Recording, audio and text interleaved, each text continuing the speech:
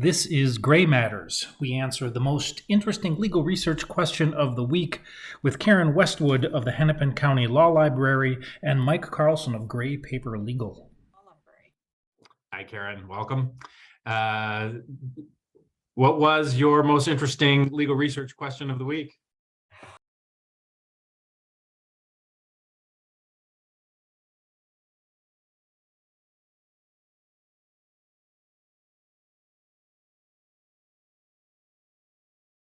Well, we were confronted with a term I had never heard before, and that was a patron interested in learning more about the law and regulations around cabotage.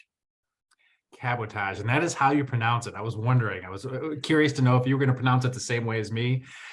Yeah, I pronounced it that way because when I looked it up on Wikipedia, the very first line was not to be confused with sabotage. Yeah. So I went with that. I love these kinds of questions because you and I are both lawyers, but when a question like this comes in, it's like, did I miss that part in law school? And it's the first thing I did too, is I looked it up on Wikipedia. What is cabotage? Yeah, well, and I still can't really give you a very good definition, except to the point that, if an international ship comes into a port and drops off goods and sails away, that's all fine. But if it starts running up and down the inland seaways, then are they actually transporting within United States borders, and what different kinds of regulations kick in? The inland waters, as I understand it. Yeah. That's interesting. Well, you did a very good job of much better than I would have of describing it. I also found this article. We'll walk through how we discovered that it might be related to the Jones Act. But also recently in the news, I'm like, oh yeah, I remember this from 2017, controversial Hurricane Maria. International ships couldn't deliver emergency aid to Puerto Rico because of the Jones Act. So the president had to waive provisions of the Jones Act to permit emergency aid into Puerto Rico. So yeah, super interesting.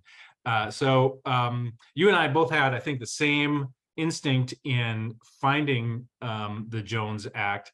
I think, and that was, we both jumped into the indexes for the Code of Federal Regulations and the U.S. Code. And I think neither one of us found it in the federal regulations. Is that right? I did not see it. I did not see it Right. Yeah, to that point, Mike, I mean, I think what we both did was just do a broad Google search to even understand what, I didn't even know what the term cabotage had to do with. I couldn't have told you if it was about shipping or anything else. So first I kind of got like oriented and then thought, well, the question was about regulations. So I went to the CFR and I was not finding much there.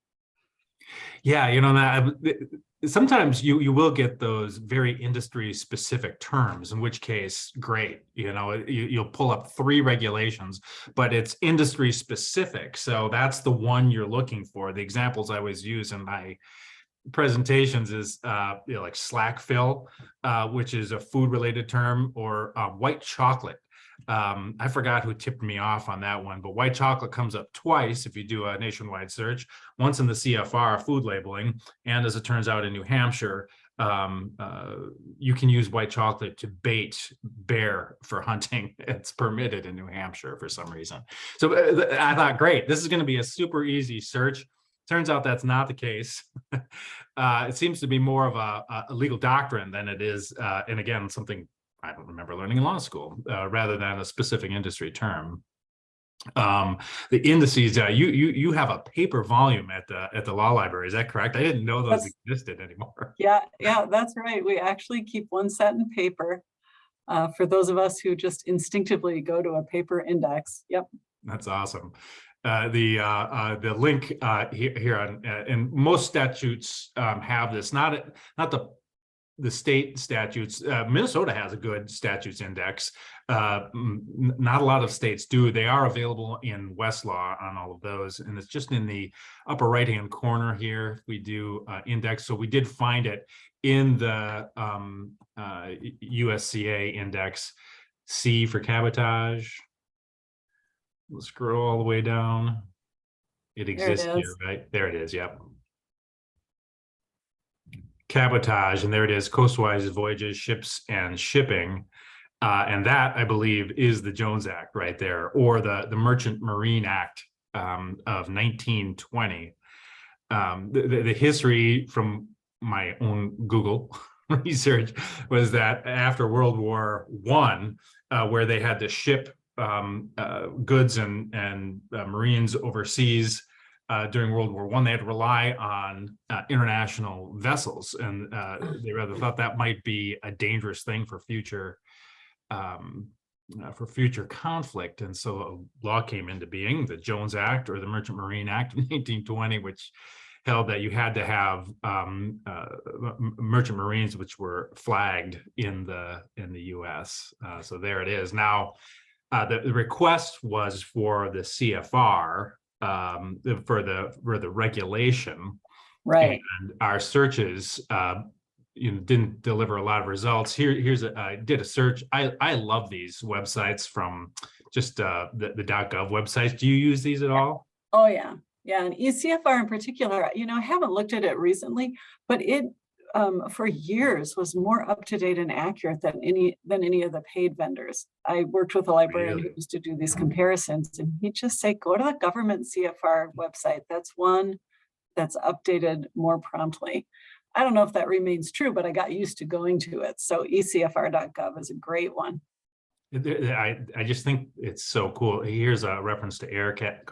We just don't know whether or not we found what the patron was looking for here, or we're still fishing around a little bit, but we do get a number of results. What did we have here? 29, I think, 19 results, 29 results, I think we had in the CFR. So Yep. A really great set of results. And I just love the way these are organized. You can even compare dates in the ECFR, and you can choose the color you want to see. The red line version. This is just, Right. They're developer tools here. I love this. I love these websites. I just get excited by what we might be able to do with these kinds of things. Yeah. You've got these little URL, especially if you're in the Federal Register, you've got 100 pages in the Federal Register. You've got these little links that you can copy to the specific paragraph. Very, very cool. 29 results. If we do the same search, and I'm just going to remember that we're at the Jones Act here, but if we do the same search in the CFR, and I run a search here for cabotage, we get a lot more results than just that keyword search.